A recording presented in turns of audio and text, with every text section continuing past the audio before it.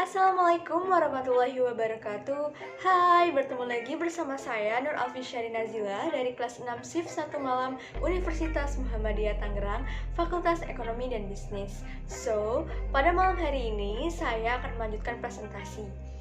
Dan materi yang akan kita bahas adalah teknik sampling, desain penelitian, skala pengukuran, dan instrumen penelitian. Langsung aja yuk, simak. Eits, jangan lupa subscribe! Desain penelitian. Apa sih yang dimaksud dengan desain penelitian itu?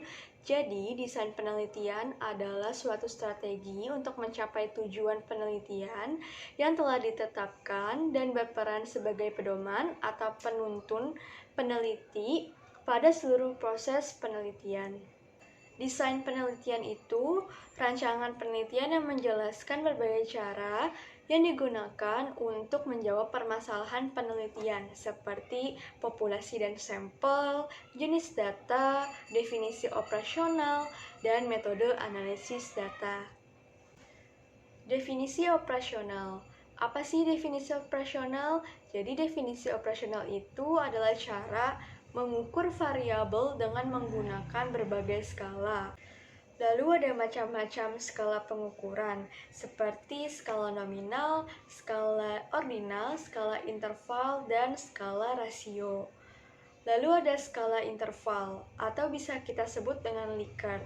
Skala interval itu biasanya digunakan untuk mengukur sikap, pendapat, dan persepsi seseorang atau sekelompok orang tentang fenomena. Dengan skala Likert, variabel dijabarkan sebagai indikator, kemudian indikator dijadikan item-item pertanyaan. Jawaban setiap item instrumen mempunyai gradasi dari sangat positif sampai sangat negatif.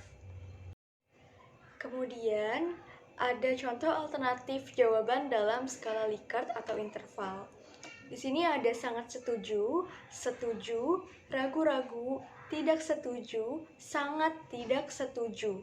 Ada sangat positif, positif, negatif, dan sangat negatif. Kemudian ada selalu, sering, kadang-kadang, tidak pernah.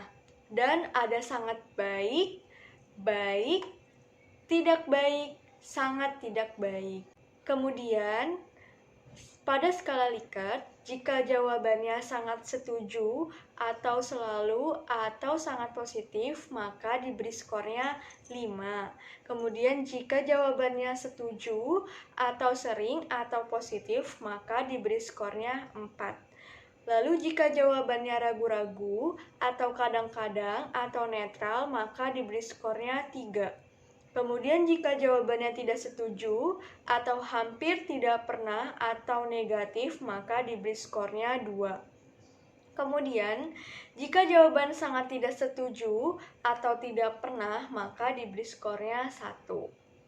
Skala Goodman. Skala Goodman adalah skala pengukuran dengan 2 jawaban yang tegas. Data yang didapat, interval atau rasio. Skala Goodman dapat dibuat dalam bentuk pilihan ganda, juga dalam bentuk checklist. Jawaban dibuat skor tertinggi dari 1 dan terendahnya 0. Lalu yang kedua ada skala nominal.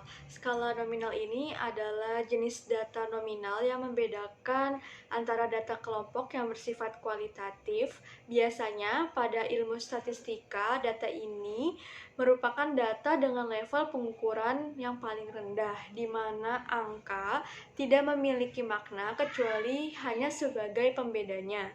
Contohnya adalah hitam dan putih, pria, wanita, KAP Big 4 dan KAP Non Big 4, Departemen Akuntansi, Departemen Pemasaran. Lalu selanjutnya ada skala ordinal. Skala ordinal ini adalah data yang pengukurannya itu lebih tinggi dibandingkan dengan data nominal. Jika pada data nominal atau skala nominal itu dianggap atau bersifat kualitatif setara, pada data ordinal ini terdapat klasifikasi dan berdasarkan tingkatannya. Jadi skala ini tuh memiliki nilai rating. Contoh jawaban pertanyaan bertingkat atau berkaitan dengan juara. 4 jika juara 4, 3 jika juara 3, 2 jika juara 2, 1 jika juara 1. Lalu ada skala rasio. Skala rasio ini adalah jenis data yang level pengukurannya itu paling tinggi dibandingkan jenis data lainnya. Data ini termasuk data kuantitatif, jadi di mana angka yang digunakan pada data ini menunjukkan angka yang sesungguhnya. Dan bukan hanya sebagai simbol, namun memiliki nilai 0 atau yang sesungguhnya. Contohnya ada return on asset, di mana laba bersih berbanding dengan aset total. Lalu ada populasi teknik sampling. Populasi adalah wilayah generalisasi yang terdiri atas subjek atau objek yang mempunyai kuantitas dan karakteristik tertentu yang ditetapkan oleh peneliti untuk dipelajari dan kemudian ditarik kesimpulannya. Lalu, sampel itu adalah sebagian dari jumlah dan karakteristik yang dimiliki oleh populasi. Teknik sampling adalah teknik pengambilan sampel di mana secara skematis dapat digambarkan sebagai berikut. Teknik sampling ini mempunyai dua kategori, yaitu ada probability sampling dan non-probability sampling. Probability sampling adalah teknik sampling yang memberikan peluang yang sama bagi setiap unsur atau anggotanya atau anggota populasi untuk dipilih menjadi anggota sampel. Teknik ini meliputi A. Simple random sampling. Jadi, untuk simple random sampling ini dikatakan simple atau sederhana karena pengambilan sampel ini dilakukan secara acak tanpa memperhatikan strata yang ada dalam populasi itu. Cara demikian dilakukan bila anggota populasi dianggap homogen. Proportional stratified random sampling. Teknik ini digunakan bila populasi mempunyai anggota atau unsur yang tidak homogen dan berstrata secara proporsional. Suatu organisasi yang mempunyai pegawai dari latar belakang pendidikan, maka populasi pegawai itu berstrata.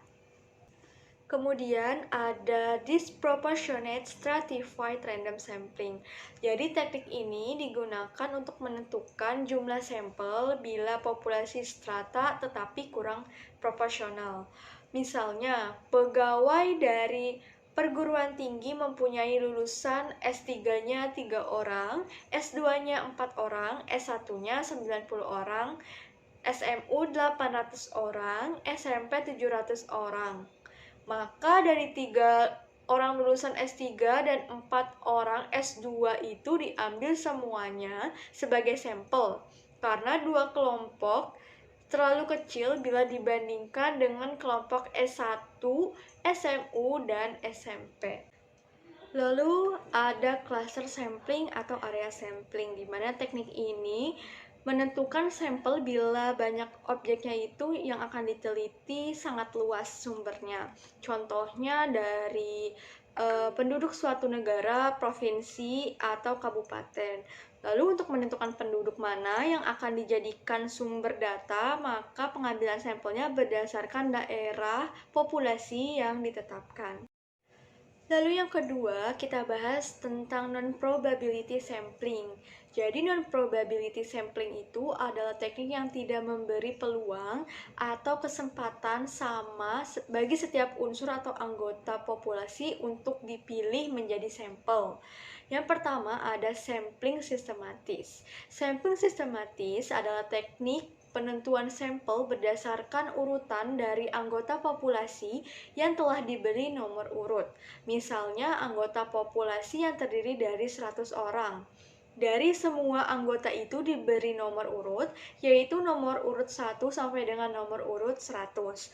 Pengambilan sampel dapat dilakukan dengan nomor ganjil saja, genap saja, atau kelipatan dari bilangan tertentu. Misalnya kelipatan dari bilangan 5. Untuk itu maka yang diambil sebagai sampel adalah nomor 5, 10, 15, 20, dan seterusnya sampai 100. Lalu yang kedua ada sampling kuota. Sampling kuota adalah teknik untuk menentukan sampel dari populasi yang mempunyai ciri-ciri tertentu sampai jumlah atau kuota yang diinginkan. Sebagai contoh, akan melakukan penelitian terhadap pegawai golongan 11 dan penelitian dilakukan secara kelompok. Setelah jumlah sampel ditentukan 100 dan jumlah anggota peneliti berjumlah 5 orang, maka setiap anggota peneliti dapat memilih sampel secara bebas sesuai karakteristik yang ditentukan atau golongan 11 sebanyak 20 orang. Kemudian ada sampling eksidental.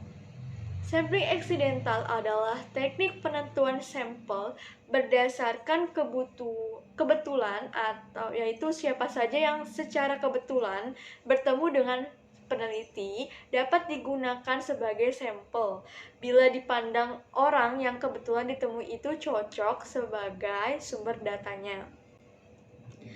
Next, kita bahas sampling purposive.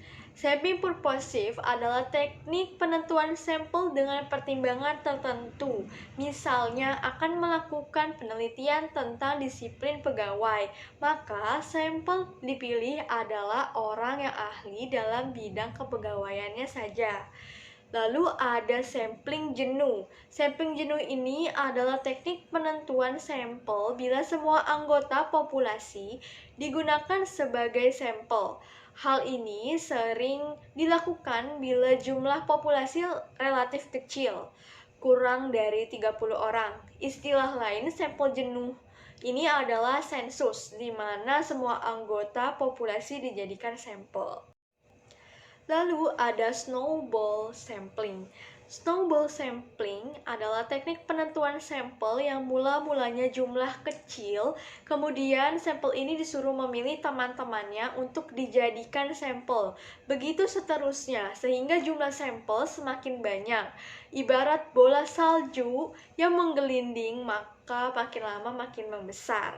Pada penelitian kualitatif, banyak menggunakan sampel purposive dan snowball. Kita bisa lihat pada gambar 3.5 tentang snowball sampling. Jadi pada sampel pertama ada pilihan A, lalu si pilihan A ini memilih pada pilihan B dan pilihan C.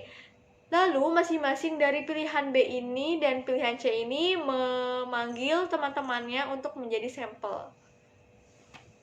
Sekian dulu ya video penjelasannya. Mohon maaf bila ada kata-kata yang kurang berkenan dan semoga video ini bisa bermanfaat untuk kalian semua. So, thank you for watching and see you next video. Dadah!